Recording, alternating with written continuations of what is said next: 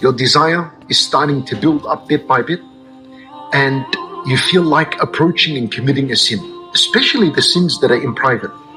Watching something that is impermissible, taking a drug, for example, drinking alcohol in secret because your parents or your friends don't know about it, going through your spouse's phone, also that is haram and that's a sin.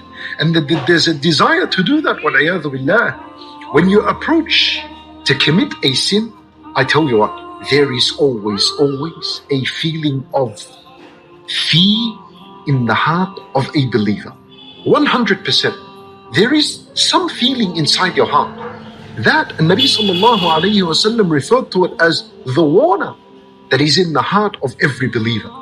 So, what I want you to do when you approach a sin in private, don't ignore that sense of fear in your heart.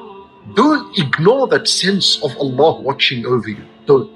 Rather, I want you to do this. Take advantage of that feeling and say to yourself these words aloud. Say, Allah is watching me. Don't ignore the feeling. Look, Yusuf alayhi salam, when he was in that setting, and the wife of Al-Aziz came and wanted to tempt him and make him fall into the sin, and she was alone with him in the room, Yusuf alayhi salam, the first thing he said was, Ma'ad Allah. May Allah protect me from this. He mentioned the word Allah. Don't ignore the feeling of fear of Allah in your heart. Don't ignore it. Take advantage of that feeling of fear in your heart when you're doing the sin and bring it up. Don't ignore it. If you ignore it, you're going to fall into the sin. Allahu Akbar.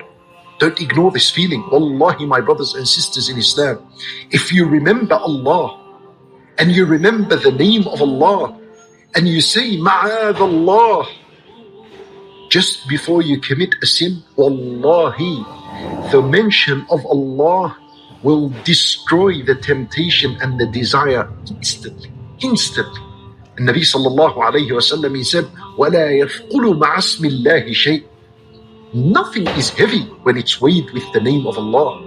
So if you're mentioning Allah and you're saying Ma'ad Allah and you're saying I fear Allah and you're saying these words aloud, if they are weighed with your desire and your temptation to do the haram, to watch the haram, if you're mentioning Allah's name, and Nabi sallallahu alayhi wasallam said nothing will ever outweigh Allah's name, therefore your temptation and your desire will be shattered instantly.